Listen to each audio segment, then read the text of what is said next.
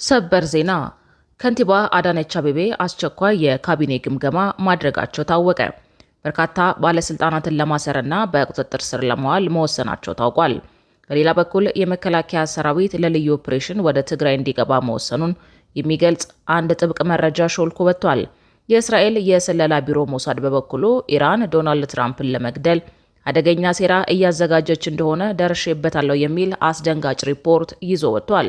የከበረ ሰላምታችን በያላችሁበት ይድረሳችሁ። ለአሁን የተደመጡ እናንተን የሚመጥኑ መረጃዎችን አጠናክረን መተናል። ተአማኒ መረጃዎቻችን ለብዙዎች ተደራሽ እንዲሆን አስቀድማችሁ ቪዲዮን ላይክና ሼር እንዲሁም ደግሞ ኮመንት እንድታደርጉ እንጠይቃለን። አሁን ዋና ዋናዎቹን እናስቀድም።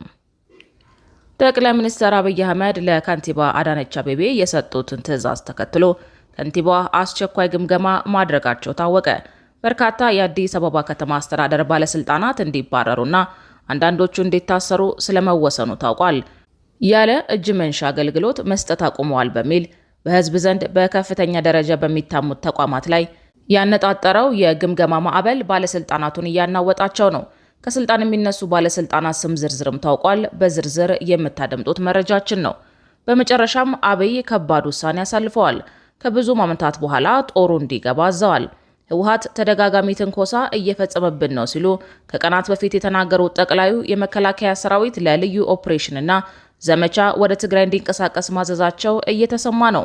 በተጨማሪም የመከላከያ ሰራዊቱ በትግራይ ልዩ ኦፕሬሽን እንዲፈጽምና መቀሌን እንዲቆጣጠር ያልተጠበቀ ወቅታዊ ጥያቄ ቀርቦለታል። ይህንን ተከትሎ ፌዴራል መንግስቱ ልዩ ኮማንዶዎችን በማሰማራት ሰርጂካል ኦፕሬሽን ሊፈጽም ይችላል እየተባለ ነው። ትሰሙታላችሁ። ኢራን ዶናልድ ትራምፕን ለመግደል እያሴረች መሆኑ ተጋለጠ። አነፍናፊው የእስራኤል የስለላ ቢሮ ሞሳድ ስለዚሁ ጉዳይ ጥብቅ መረጃ ቀድሞ ደርሶኛል ብሏል። የተወደዳችሁ የቻናላችን ቤተሰቦች እነዚህንና ሌሎች መረጃዎችን አጠናክረናል። አሁን ወደ ዝርዝሮቹ እናመራለን። ኢራን ዶናልድ ትራምፕን ለመግደል እያሴረች መሆኑ ተጋለጠ። አነፍናፊው የእስራኤል የስለላ ቢሮ ሞሳድ ስለዚህ ጉዳይ ጥብቅ መረጃ ቀድሞ ደርሶኛል ብሏል። እስራኤል ኢራን በቅርቡ ፕሬዝዳንት ዶናልድ ትራምፕን ለመግደል አዲስ እቅድ ማዘጋጀቷን የሚያሳይ የስለላ መረጃ ለአሜሪካ መጋራቷን ለጉዳዩ ቅርበት ያላቸው ሁለት ምንጮች ለሲኤንኤን አረጋግጠዋል። ይህ መረጃ በሁለቱ ሀገራት መካከል የነበረው የ60 ቀናት የተኩስ አቁም ስምምነት አደጋ ላይ በወደቀበትና ውጥረት በነገሰበት በአሁኑ ወቅት ተጨማሪ ስጋት ፈጥሯል። አሜሪካ በቅርብ ሳምንታት ኢራን ትራምፕን ለመግደል ስላላት እቅድ ተከታታይ መረጃዎችን ስታገኝ ብትቆይም በዚህ ሳምንት ከእስራኤል የተገኘው መረጃ ግን ሙሉ ለሙሉ አዲስና የተለየ ሴራን የሚያመለክት ነው ተብሏል። ይህ የእስራኤል ሪፖርት ፕሬዝዳንት ትራምፕ በኢራን ላይ የሚወስዱትን ወታደራዊ እርምጃ እንዲያጠናክሩ ተጽዕኖ ለማሳደድ ታስቦ የቀረበ ሊሆን እንደሚችል አንዳንድ የአሜሪካ ባለስልጣናት ግምታቸውን አስቀምጠዋል። የአሜሪካ መንግስት ከእስራኤል ማስጠንቀቂያ በፊት ይህንን የተለየ ሴራ ሲከታተል እንዳልነበር ምንጮቹ አክለዋል። እንደ አውሮፓውያን አቆጣጠር በ2020 በፕሬዝዳንት ትራምፕ ትዕዛዝ የኢራኑ ከፍተኛ ጀነራል ቃሲም ሱሌይማን በድሮን ጥቃት መገደላቸውን ተከትሎ ኢራን የበቀል እርምጃ ለመውሰድ ትራምፕን ኢላማ ልታደርግ እንደምትችል አሜሪካ ስታስጠነቅቅ መቆየቷ ይታወሳል። በጉዳዩ ላይ ከዎል ስትሪት ጆርናል ለቀረበለት ጥያቄ ዋይት ሀውስ ምላሽ ከመስጠት ይልቅ ትራምፕ ረቡዕ ዕለት የሰጡትን መግለጫ ጠቅሷል። የአሜሪካን መሪ እኔን ማጥፋት ይፈልጋሉ። በሁሉም የኢላማ ዝርዝራቸው ውስጥ እንዳለሁ አይቻለሁ። እስካሁን በመጠኑም ቢሆን እድለኛ ነበርኩ፣ ግን ይሄ ብዙ ላይ ዘልቅ ይችላል። እነዚህ ክፉና በሽተኛ ሰዎች ናቸው። ይህንን ካንሰር ከስሩ መንቀል አለብን። ታውቃላችሁ፣ ካንሰርን ገና በማለዳው ቆርጦ ማውጣት ያስፈልጋል።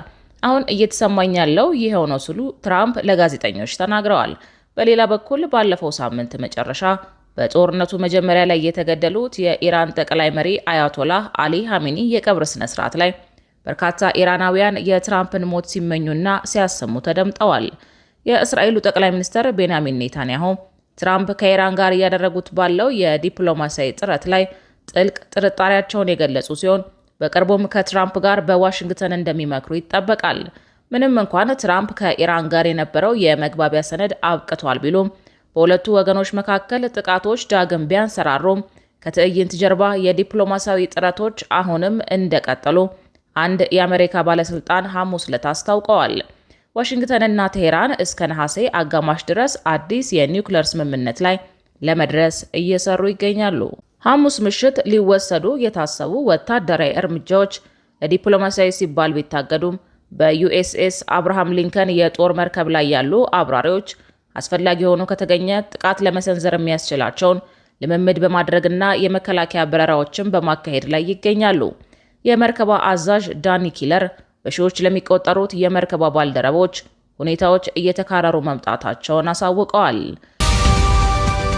ወደ ቀጣይ መረጃችን ስናልፍ በመጨረሻም አብይ ከባድ ውሳኔ ያሳልፈዋል። ከብዙ ማመንታት በኋላ ጦሩ እንዲገባ አዘዋል። ህወሓት ተደጋጋሚ ትንኮሳ እየፈጸመብን ነው ሲሉ ከቀናት በፊት የተናገሩት ጠቅላዩ የመከላከያ ሰራዊት ለልዩ ኦፕሬሽንና ዘመቻ ወደ ትግራይ እንዲንቀሳቀስ ማዘዛቸው እየተሰማ ነው። በተጨማሪም የመከላከያ ሰራዊቱ በትግራይ ልዩ ኦፕሬሽን እንዲፈጽምና መቀሌን እንዲቆጣጠር ያልተጠበቀ ወቅታዊ ጥያቄ ቀርቦለታል። ይህንን ተከትሎ ፌዴራል መንግስቱ ልዩ ኮማንዶችን በማሰማራት ሰርጂካል ኦፕሬሽን ሊፈጸም ይችላል እየተባለ ነው። በፌዴራል መንግስቱና በህወሓት መካከል የተፈጠረው ውጥረት ወደ ግጭት የሚያመራበት ደረጃ ላይ ደርሷል። ሁለቱም ኃይሎች ከፍተኛ ቁጥር ያላቸው ሰራዊታቸውን እያስጠጉ ሲሆን መከላከያ በምስራቅ ደቡብና ምዕራባዊ ትግራይ ቀጠናዎች ኃይሉን አስጠግቷል። በተጨማሪም ሁለቱም ተቀናቃኞች በአዲስ አበባና መቀሌ ባሉ የፕሮፓጋንዳ ማሽኖቻቸው በኩል ፈር የለቀቀ ሆድ የሚነፋ ፕሮፓጋንዳ እያሰራጩ ነው። ብልጽግና ህወሓት ባንዳና የባዕዳን ተላላኪ እያለ መፈረጅን የተያያዘ ሲሆን ህወሓትም ብልጽግናን ጠላት ሆኖ ጄኖሳይዳል ኃይል ነው በሚል እየተፈራረጁ ነው።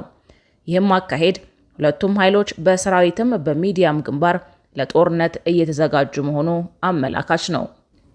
አዲስ አበባ የከተሙ የቀድሞ የህወሓት አመራሮችም የፌዴራል መንግስቱ በአስቸኳይ ህወሓት ላይ እርምጃ እንዲወስድ እየወተወቱ ነው። የትግራይ እናቶች ከጸሎት አልፈው የክልሉ መንግስት ንብረቶች ላይ ድንጋይ መወርወር ጀምረዋል። አዲስ አበባ ሰሚት ላይ ከክልሉ የመጡ ወጣቶች በየጎዳናው እጃቸውን እየዘረጉ እንደሆነ የትግራይ ተወላጆች በየድህረ ገጹ እየተናገሩ ነው። የአሜሪካና የአውሮፓ ኤምባሲዎች በየሳምንቱ ህወሓትን እያወገዙ ነው። ታዋቂ የትግራይ ተወላጆችና ፖለቲከኞች መንግስት ጣልቃ እንዲገባ ተደጋጋሚ ጥሪ እያቀረቡ ነው። ይህም መከላከያና ህወሓት ወደ ፉል ስኬል ጦርነት ይገባሉ ተብሎ ሲጠበቅ የነበረ ቢሆንም አሁን ግን መሬት ላይ ያሉ እውነታዎች እየተቀየሩ መምጣታቸውን ነው የሚያሳየው። ምናልባትም የፌዴራል መንግስት ጥቂት ልዩ ኮማንዶዎችን ተጠቅሞ ዋና ዋና የህወሓት አመራሮችን ብቻ ኢላማ ያደረገ አጭር ኦፕሬሽን ሊያደርግ እንደሚችል ብዙዎች ግምታቸውን እያስቀመጡ ነው። መንግስት በክልሉ ቁልፍ የህወሓት ወታደራዊና ፖለቲካዊ አመራሮች ላይ ያነጣጠረ ኦፕሬሽን ሊፈጽም እንደሚችል እየተናገሩ ነው። ክራይሲስ ግሩፕ ከወራት በፊት ባወጣው ሪፖርቱ የፌዴራል መንግስት በቀጣይ በትግራይ 3 አይነት እርምጃዎችን ሊወስድ ይችላል በሚል ትንተናው አስቀምጦ ነበር። ከሶስቱ ግምቶች መካከል አንዱ ፌዴራል መንግስቱ በትግራይ ወደ ሙሉ ጦርነት ከመግባት ይልቅ ወታደራዊ ስፍራዎች ላይ ያነጣጠሩ ኢላማዎችን በመምታት የአየር ድብደባ ሊፈጽም ይችላል የሚለው አንዱ ነው። በቅርቡ በመቀሌ ሰማይ ስር የታየው ተደጋጋሚ የጦር ጀት ቅኝትም ፌዴራል መንግስቱ የህወሓትን አመራሮችና ወታደራዊ ስፍራዎች ላይ ያነጣጠረ እርምጃ ሊወስድ ይችላል የሚለው ግምት ከፍ የሚያደርግ ሆኗል። በቀጣይ ዜናችን ትግራይ የገባው የመንግስት ኃይል ተጨፍልቆ ነው የወጣው ሲሉ የህወሓት ቃል አቀባይ ተናገሩ። ቃል አቀባዩ ይህንን ያሉት ጠቅላይ ሚኒስትር አብይ አህመድ ከቀናት በፊት በፓርላማ ባደረጉት ንግግር ህወሓትን በጦርነት አሸንፈን ነው የተደራደር ነው ማለታቸውን ተከትሎ ነው። የቡድኑ ከፍተኛ አመራር የሆኑት አቶ አለም ገብረ ዋህድ በበኩላቸው ከበባውን ሰብረን እንወጣለን ብለዋል። ከቀናት በፊት ጠቅላይ ሚኒስትር አብይ አህመድ በፓርላማ ያደረጉትን ንግግር ተከትሎ ከአስመራ እስከ መቀሌ ከመቀሌ እስከ ፖርት ሱዳን ምላሾች እየተሰጡ ነው። ጠቅላዩ ትግራይን፣ ህወሓትንና ፕሪቶሪያን በተመለከተ የሰጧቸው አስተያየቶች በትግራይ ልሂቃን ዘንድ የተለያዩ ግብረ መልሶችን ማስተናገዱን ቀጥሏል። አብይ ምርኮኞችና ተሸናፊዎች ሲሉ የጠሯቸው የህወሓት አባላት ምላሽ ሰጥተዋል። የቡድኑ ቃል አቀባይ የሆኑት አቶ ሚካኤል አስገዶም በትግራይ ቴሌቪዥን ቀርበው በሰጡት ምላሽ የጠቅላዩን ንግግር ባዶና ለሞራል ግንባታ የተሰጠ አስተያየት ሲሉ አጣጥለውታል። አሁን ባለው ሁኔታ ባዶነት እየተሰማው ስለሆነ ለሞራል ግንባታ ይጠቅመኛል ብሎ የተናገረው ነው በማለት ነው ያጣጣሉት።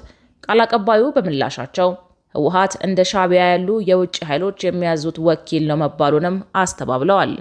የብልጽግና መንግስት እንዳደረገው አግዘን ነው ብለው የምንጋብዘው ኃይል የለም፣ የምንተማመነው በራሳችን አቅም ነው ብለዋል። ጠቅላይ ሚኒስትሩ አነጋጋሪ ከነበሩ ንግግሮቻቸው መካከል የፕሪቶሪያ ስምምነት የተፈረመው ጦርነቱን ባሸነፈው መንግስትና በጦርነቱ በተሸነፈው ህወሓት መካከል ነው የሚለው አንዱ ነው። ይህንን በሚመለከት የተጠየቁትም ሚካኤለ አሸንፈንና ጨፍልቀን እንጂ ተሸንፈን አልተደራደርንም ሲሉ ያስተባብላሉ። የፕሪቶሪያውን ስምምነት የፈረምነው ተሸንፈን ሳይሆን የፌዴራል መንግስቱን ከትግራይ ጠራርገን በማስወጣት አስገድደን ነው የሚሉት ቃል አቀባዩ ወደ ትግራይ የገባው ኃይል በ8 ወር ተገዶ ተጨፍልቆ በአሉላ ዘመቻ እንዲወጣ ተደርጓል። ሰራዊታችን ደብረ ብርሃን ደርሷል። በአሉላ ዘመቻም ድል አድርገን ነው ወደ ፕሪቶሪያ ስምምነት የገባ ነው በማለት ተናግረዋል። ህወሓት ተገዶ ስምምነት መፈረሙን እነ ጌታቸው ረዳ ጭምር በተደጋጋሚ መናገራቸው የሚታወስ ሲሆን አሁን ላይ ጉዳዩ እንደ አዲስ አጀንዳ የሆነው ዳግም የጦርነት ስጋት ማንዣበቡን ተከትሎ ነው። የህወሓት ቃል አቀባይ በእንዲህ መልኩ ለጠቅላይ ሚኒስትሩ መልስ ሲሰጡ የቡድኑ ቁልፍ ሰው አቶ አለም ገብረዋህድ በበኩላቸው ከበባውን ሰብረው ለመውጣት ተዘጋጅተናል የሚል ንግግር አድርገዋል። አቶ አለም በህወሓት አመራር ውስጥ የማይታመኑና አፈንጋጭ ተደርገው ቢሳሉም አሁን ላይ የደብረ ጽዮን ካቢኔ ቁንጮ ሆነው የጦርነት ዝግጅቱን ከሚመሩት መካከል ሆነዋል። በትላንትናው ዕለት ተከበናል የሚል ገለጻ ካደረጉ በኋላ እንዴት ከበባው መሰበር እንዳለበት ሲያብራሩ ተደምጠዋል። አመራሩ ትላንት መቀሌ ውስጥ በተካሄደ የግብር ስብሰባ ዘመቻ ላይ ባደረጉት ንግግር የጠላቶቻችንን ወጥመድ ሰብረን ለመውጣት ሁለንተናዊ ዝግጅት እያደረግን ነው ብለዋል። ደብረ ጽዮን መራሹ አስተዳደር የህልውና ትግሉን ጫፍ ለማድረስ እየሰራ መሆኑን ተናግረዋል። ይህን አደጋ መስበር አለብን፣ ከጠላቶቻችን ወጥመድም መውጣት ይኖርብናል። እዚህ ደግሞ በኢኮኖሚ ራስን መቻል ወሳኝ ነው ብለዋል። የትግራይ ግዛታዊ አንድነትና ሉዓላዊነት ለማስከበር ቁርጠን ተነስተናል ያሉት አለም የህልውና መመከት ዘመቻውን የምንቋጭበት ጊዜ ደርሷል ሲሉ ተደምጠዋል። ከፍተኛ የኢኮኖሚ እንቅስቃሴ መቀዛቀዝ በተፈጠረበት ትግራይ ግብር ስብሰባ ላይ የተጠመደው ህወሓት ትግሉን በአሸናፊነት ለመቋጨት ተዘጋጅቷል ብለዋል። በመጨረሻም ጠቅላይ ሚኒስትር አብይ አህመድ ለከንቲባ አዳነች አቤቤ የሰጡትን ትዕዛዝ ተከትሎ ከንቲባዋ አስቸኳይ ግምገማ ማድረጋቸው ታወቀ። በርካታ የአዲስ አበባ ከተማ አስተዳደር ባለስልጣናት እንዲባረሩና አንዳንዶቹ እንዲታሰሩ ስለመወሰኑ ታውቋል። ያለ እጅ መንሻ አገልግሎት መስጠት አቁመዋል በሚል በህዝብ ዘንድ በከፍተኛ ደረጃ በሚታሙት ተቋማት ላይ ያነጣጠረው የግምገማ ማዕበል ባለስልጣናቱን እያናወጣቸው ነው። ከስልጣን የሚነሱ ባለስልጣናትም ስም ዝርዝር ታውቋል። የአዲስ አበባ ከተማ አስተዳደር ከንቲባ አዳነች አቤቤ በመዲናዋ በሚገኙ 10ሩም ክፍለ ከተሞች ውስጥ የህዝብ ምሬት በስፋት በሚነሳባቸው የመሬት አስተዳደር ቢሮ ኃላፊዎችና ሰራተኞች ላይ ጥብቅ ግምገማ ማካሄድ መጀመራቸው ተሰምቷል።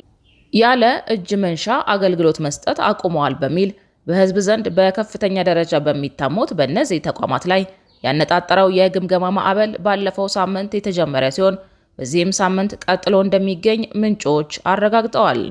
በተለይም ከንቲባዋንም ሆነ ህግን አይፈሩም ተብሎ በሚነገርላቸው የለሚ ኩራ ክፍለ ከተማ የመሬት አስተዳደር ኃላፊዎች ላይ ግምገማው ያነጣጠረ ሲሆን የተወሰኑ ኃላፊዎችም ከቦታቸው የተነሱ መሆኑ ታውቋል።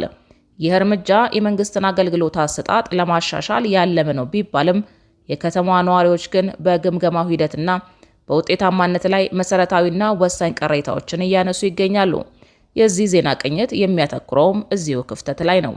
የከንቲባ ጽህፈት ቤቱ ኃላፊዎችን ከቦታቸው በማንሳት ፖለቲካዊ እርምጃ እየወሰደ ቢሆንም በየቀኑ ከህዝቡ ጋር በቀጥታ የሚገናኙና ለዋናው የሙስና ቅሬታ መነሻ የሆኑት ፈጻሚ ባለሙያዎች ግን ከዚህ ግምገማ ማምለጣቸው አሰራሩን የይስሙላ አድርጎታል የሚል ጠንካራ ትችት እየቀረበበት ነው። ሙስናውና ቢሮክራሲው ስር የሰደደው በኃላፊዎች ደረጃ ብቻ ሳይሆን በታችኛው የባለሙያ መዋቅር ውስጥ መሆኑ እየታወቀ ጥቂት ኃላፊዎች ብቻ በማንሳት የሚደረገው የማስተካከያ እርምጃ ዘላቂ መፍትሄ ሊያመጣ አይችልም። መዋቅራዊና ከስር መሰረቱ የሆነ ጽዳት ካልተደረገ በቀር አሁንም እየተካሄደ ያለው ግምገማ የህዝብን የረጅም ጊዜ የብሶት ድምጽ ለማብረድ የሚደረግ ጊዜያዊ ማስታገሻ ከመሆንም አያልፍም ሲሉ የከተማው ነዋሪዎችና የመልካም አስተዳደር ተንታኞች በአጽንኦት ያስገነዝባሉ። መሬት ነክ ጉዳዮች የከተማዋ ከፍተኛው የኪራይ ሰብሳቢነት ምንጭ እንደመሆናቸው እርምጃውን ተከትሎ አድላይነትን በማስወገድ እውነተኛ ፈጻሚዎች ላይ እስካልተወሰደ ድረስ የዜጎችን ሮሮ ሊያስቆመው አይችልም። ክቡራትና ክቡራን የቻናላችን ቤተሰቦች ለሰዓቱ የተዘጋጁት መረጃዎች እነዚህን ይመስሉ ነበር። መረጃዎቻችንን እስከ ፍጻሜ ድረስ ስላደመጣችሁ ከልብ እናመሰግናለን።